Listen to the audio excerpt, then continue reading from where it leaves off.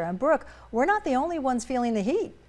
Certainly not. Saguaros are sturdy sentinels of the desert, and their tough green skin and spines may no longer be enough armor against the warning from Sonoran sands.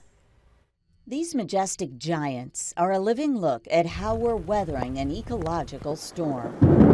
It's a really rare species. It's only in our part of the world. It's really iconic of the desert Southwest. You know, people come from all over to go to Saguaro National Park.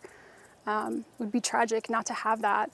The saguaro is strong. It can tolerate a lot. So when these guys are stressed, scientist Katie Priedrich says we should take notice. A huge number of desert species rely on saguaros for. In southern Arizona, like here at the Arizona Sonora Desert Museum, it's nothing like the decline in Phoenix. Strained by what's called urban heat island effect, alternating with too much water at once, saguaros are rotting from the inside, losing arms or just collapsing. But that kind of dramatic collapse or loss of arms we're not seeing at all. So hopefully that'll continue to be the case for us. Here we have a different problem. One of the biggest concerns is for the youngest saguaros, like this one that barely reaches my thigh, but is probably already in its 20s. So little baby saguaros we're not seeing nearly as many of. They don't do as well with the heat as the adults. They don't have as much water stored. You know, it takes them 8 years to be about this big tall.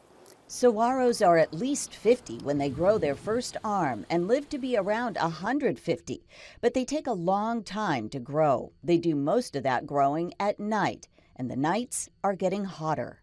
They can outlast a lot. They can't indefinitely outlast heat and drought. Increasing wildfires are also a major threat. Some invasive species like bufflegrass can crowd them out and feed fires. So they need a good chunk of time to get a little bigger where it's not really hot and it's not really dry and they don't get burned.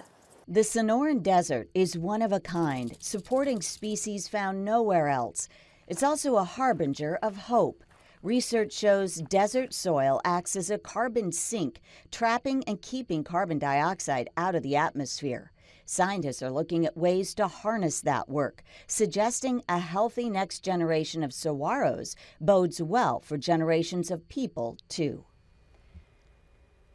Planting trees helps support the southern Arizona environment, and you can pot saguaro seeds, but you'll need to wait until they're older to transfer them outside.